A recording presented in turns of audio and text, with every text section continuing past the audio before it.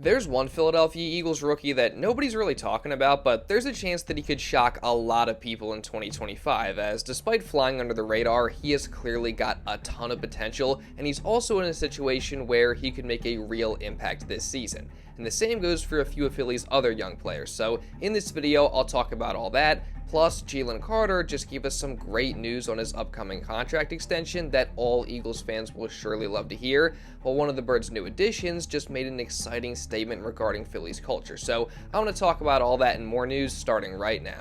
The Eagles offseason has honestly been pretty eventful, just with all the things that have happened over these past several months, and even now, sitting in the dead of summer with no practices going on and training camp in just about a month, there is still plenty to be excited about if you're a Philadelphia Eagles fan. For example, there were a ton of standout performers from OTA practices and minicamp just a few weeks ago, whether it's young rising stars, rookies, or new offseason additions, all of which I've talked about in recent videos, and there's a lot of guys who I really do think could either surprise some people or have bona fide breakout years in 2025.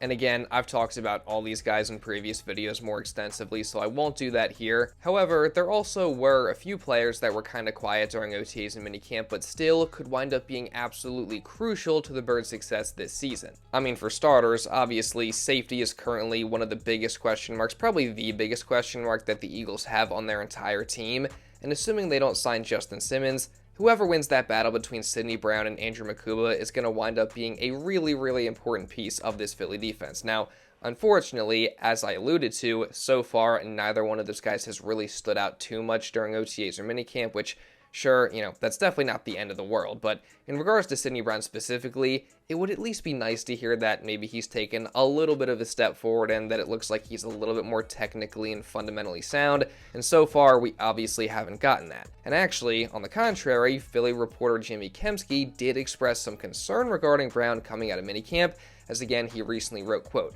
"Brown got first team reps, but he had to split them with rookie Andrew Mukuba. It was also probably not a great sign for Vic Fangio's trust in Brown when Fangio said that Cooper DeJean might play some safety in the base defense." So again, that's probably not exactly what you would want to hear about Sidney Brown coming out of OTAs and minicamp. Now, that said, it's not the end of the world, and it's still very early on in the offseason, and none of that information necessarily tells us that Brown has been bad per se. I mean, technically, in the practices that did have live media coverage, Sid did typically get the start at the safety position and got slightly more reps than Andrew Mukuba there. So, again, that's obviously noteworthy. Plus, let's not forget that Vic Fangio did say Sid doesn't really have a leg up in the competition simply because he still has a lot of learning to do to master the scheme and just learn the defense because of all the time that he missed last season. So, maybe Sid just needs time and eventually he will take that leap forward, but we'll just have to wait and see. On the other side of that, though, you got Andrew Mukuba, and I would say for him to already be getting a good amount of first-team reps during the spring is definitely a great sign for his chances to potentially win that starting job and play a lot this season. I mean, obviously, Makuba's a rookie, so he's got a lot of learning and developing to do, but if you just watch his tape at Texas, you can clearly see that this guy can really do everything that you could possibly want at the safety position, whether it's run support, hard hits, or pass coverage, which, by the way, that's the area where Sid tends to struggle the most. So, again, with that in mind, and also with the fact that he's gotten a lot of first-team reps, I'd say in contrast to Sid, early reviews seem to be overwhelmingly positive for Makuba. And it's also interesting that the Eagles have at times used Andrew Mukuba in the slot when in dime packages alongside Cooper DeJean, as that not only showcases some versatility from the rook there, but it also expresses that the Eagles do have some early confidence in Makuba, and that even if he doesn't win the starting job at safety, Vic Fangio could still get him out in the field by utilizing him in that way. So again, I definitely think that's interesting, and it could possibly reveal what role the Eagles have envisioned for Makuba this year.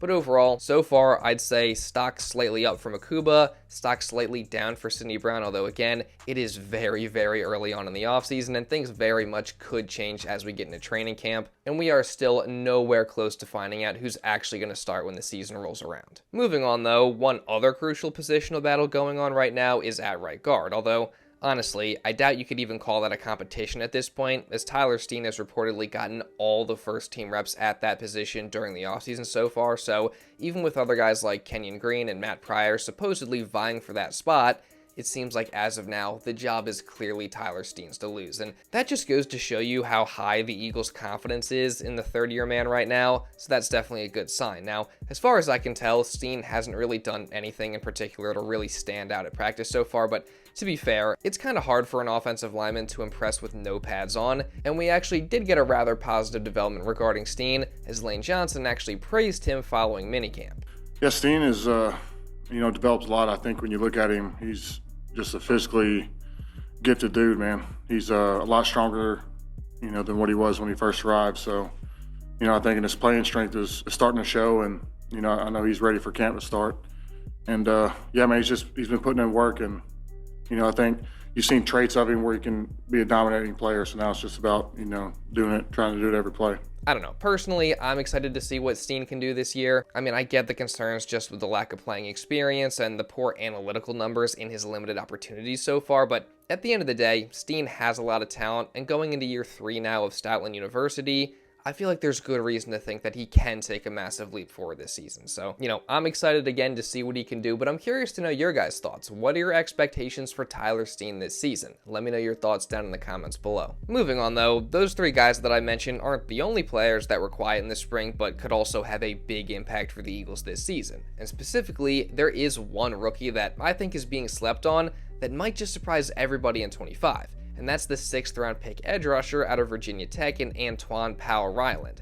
Sure, even though he was the Birds' last pick in this year's draft and he hasn't really stood out during the offseason so far, there is still plenty to be excited about regarding the late round rookie. As not only is this guy extremely athletic, putting up a relative athletic score of 9.18 out of 10, but he was also extremely productive in college, putting up 16 sacks and 3 forced fumbles last year, and the year prior, he had 9.5 sacks. So that makes 25.5 sacks over these past 2 seasons, which is good for first in the FBS in that time span. And if you just watch him play, you can clearly see that APR is just a natural pass rusher. Now, yes, I do understand that there's a reason he fell all the way to the 6th round, that being that he's a little bit undersized and his arm length is definitely not ideal for an NFL edge rusher, as he's in just the 2nd percentile in that area for his position. However, the potential is still clearly there for APR to be a good player if he can just overcome those challenges. And as reporter John McMullen pointed out, there's actually a solid chance that he could see some real playing time in 2025. As he wrote, quote, "Only 4th round defensive tackle Ty Robinson, who's penciled into the rotation on the interior as the only day 3 pick, has a clearer path to playing time than Powell Ryland, a player who is a heartbeat away from the edge rotation if he has a strong summer, either via injury or a poor summer by prove-it players Azeez Ojulari or Josh Uche. And on top of that, let's not forget that APR is going to have the benefit of going up against guys like Lane Johnson and Jordan Mailata in practice at times, which is something that Nolan Smith recently said has really helped his game. Going against Lane Johnson, he's the best offensive tackle in the league, hands down. And I wouldn't be half of the rusher I am today without Lane. And then the other half of my rushes goes to Mailata, like going on the other side, changing it up, and talking to those guys after each pass rush rep. And then I started to learn a lot about pass rushes when we started doing those joint practices, and then Lane will come on our side and say, "Hey Nolan, look at this, and this." A tackle doesn't want to tell you how to beat them. That's like, talked about connecting and making each other better.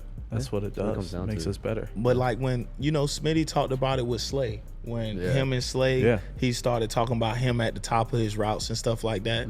That's really what pass rushing is. I run the same route tree and I'm trying to make everything look the same and everything, I'm giving him a presentation, but I'm actually trying to do this. Or I'm making him think this, so I'm actually trying to do that. There is no doubt that going up against the best in practice is only going to make APR better, and personally, I'm just really excited to see how he looks during training camp and if he can work his way into that edge rusher rotation a bit, because again, a lot of potential, but I'm curious to know what you guys think. Moving on though, while everybody's obviously counting down the days until training camp, the Eagles do still have one looming question for next offseason that has recently popped back up in headlines as well, that being Jalen Carter's pending contract extension.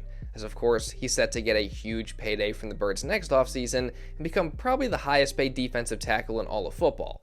And if you've been paying attention to what the Eagles have been doing this entire offseason, it is very clear that a lot of what they've done is just to clear up cap space and prepare not just for this move, but also for other extensions that they're going to have to hand out in the near future as well. But again, Carter's extension is the big one, as he's projected to receive about $35 to $40 million a season when he does get paid, which obviously that would take up a very significant chunk of the Eagles' cap space. The good news, though, is that recently, Jalen Carter himself made it clear that while money is nice, that's not what he's really focused on. As he said, quote, "Money's good and all that, but after we won that ring, you saw how we all looked. That's better than just one person getting paid. I'm just grinding every day to try and get another Super Bowl." And if you're an Eagles fan, it's kind of hard to not get excited hearing Carter talk like that. I mean, I'm in no way suggesting that Jalen Carter should take a pay cut, because he has very much earned that money.